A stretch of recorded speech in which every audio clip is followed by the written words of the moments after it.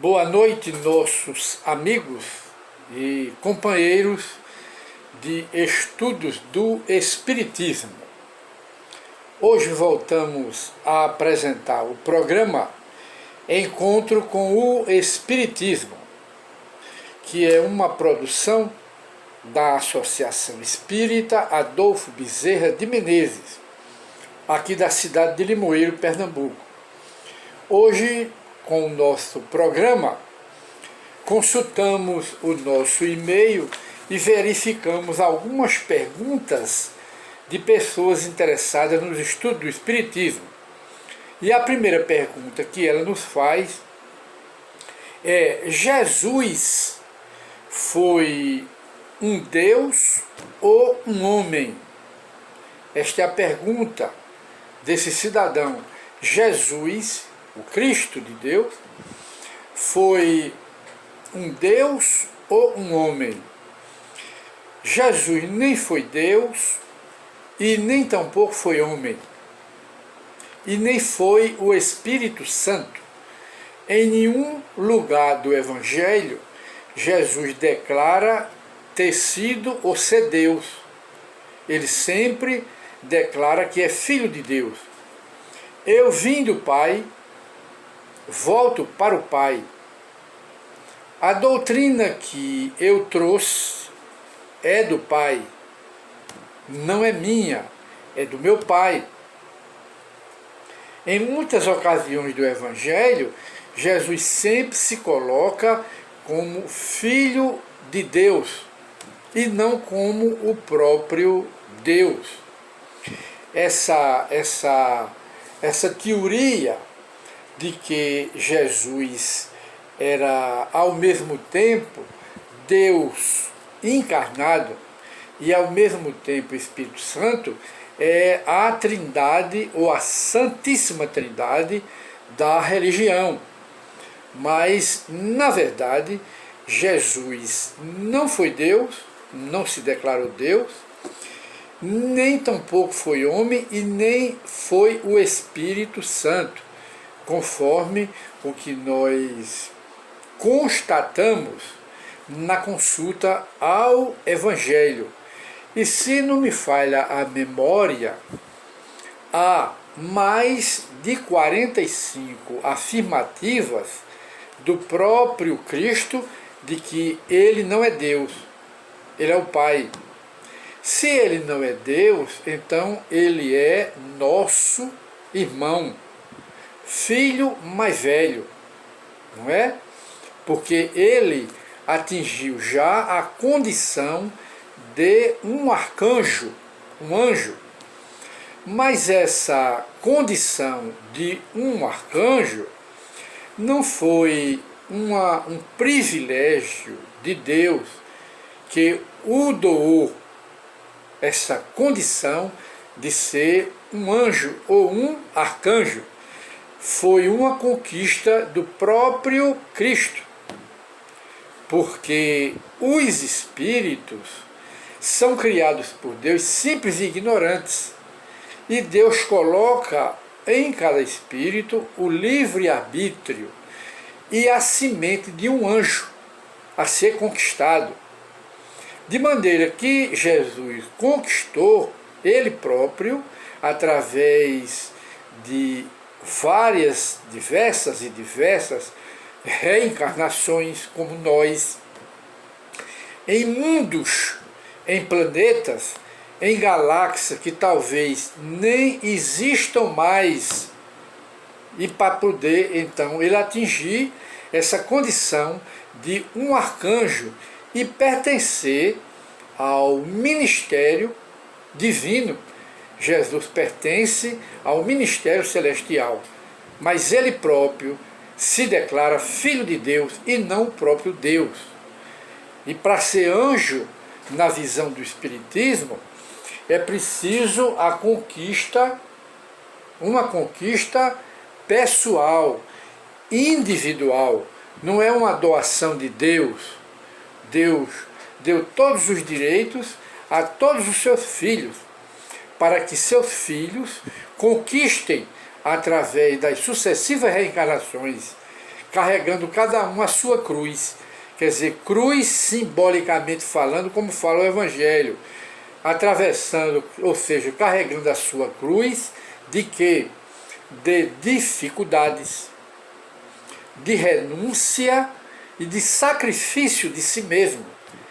Essa é a cruz que Jesus no Evangelho diz: aquele que quiser me seguir, tome a sua cruz e siga-me. A cruz a que Jesus se refere é justamente essa cruz simbólica de sacrifício pessoal, não é? De dificuldades a superar, o Espírito supera, e de renunciar aos instintos, renunciar aos maus hábitos, aos maus costumes, às experiências negativas que nós adquirimos no passado das nossas reencarnações. Tudo isto está guardado no arquivo da memória. E com esta renúncia, que é a cruz, que Jesus diz: aquele que quiser me seguir, tome a sua cruz e me siga. Quer dizer, renuncie a si mesmo, sacrifique os seus defeitos, suas paixões, não é? Supere as dificuldades para se elevar e alcançar a posição que hoje tenho. É o que Jesus queria dizer, a posição de um arcanjo. Logo, Jesus nem foi um Deus e nem foi um homem. Jesus foi, quando passou aqui pela terra, um espírito, um arcanjo, que ele próprio dizia: eu vim de Deus, volto para o meu Pai. A doutrina que eu vos ensino não é minha, é do meu Pai. Eu sou o caminho, a verdade e a vida. Ninguém vai ao Pai. Ele não disse ninguém vai a mim. Ele disse ninguém vai ao Pai senão por mim, mostrando que ele é o advogado, ou seja, o intermediário entre nós, que somos pecadores, e o Pai Celestial. É isso que o Espiritismo nos explica acerca de Jesus, para dar resposta aqui ao nosso companheiro. Jesus nem foi Deus, nem foi homem, nem foi o Espírito Santo. Foi um anjo entre nós, porque o Espírito, quando atinge a pureza, ele não reencarna mais. Quando ele vem mesmo em missão, ele vem em corpo celestial, em corpo celeste, conforme nos ensina Paulo em sua epístola. E de maneira que esperamos atender a resposta do nosso companheiro aqui que nos fez esta pergunta. E de maneira que nós, com essa resposta, encerramos aqui o nosso programa, mas antes de encerrar o nosso programa com essa pergunta, nós gostaríamos de apresentar ao público, neste livretozinho, Depressão, Tragédia do Homem Moderno. E nesse mesmo livrinho, nós vamos ler aqui uma passagem que diz: mantenha-se ocupado se você quiser superar a sua depressão. Mantenha-se ocupado. Você tem certeza de que sua depressão não é a consequência ou o reflexo da ociosidade, não fazer nada, em que vive a sua mente? A mente também se torna preguiçosa, ociosa, sem pensar em nada de bom. E quando às vezes pensa em mal, no pensamento mal, ideias maléficas, contrárias ao bem. Quem alimenta esse mal termina em depressão. Então, a sugestão aqui é que mantenha a mente ocupada com estudo, com um trabalho, com uma atividade que preencha o pequeno universo que nós temos dentro de nós, que é a nossa mente, para, como terapia de apoio ao combate à depressão. E ele termina: se é assim, sua mente vive na ociosidade, se é assim, não deixe para depois, experimente logo exercitar suas faculdades mentais, com estudo, com uma boa leitura, uma leitura construtiva, educativa. Que tal a leitura das páginas do Espiritismo? Porque o Espiritismo é uma terapia às doenças mentais. Não nos enganemos, o Espiritismo tem a sua própria medicina, que não é medicina do corpo, é medicina, terapia para recuperar a nossa saúde mental.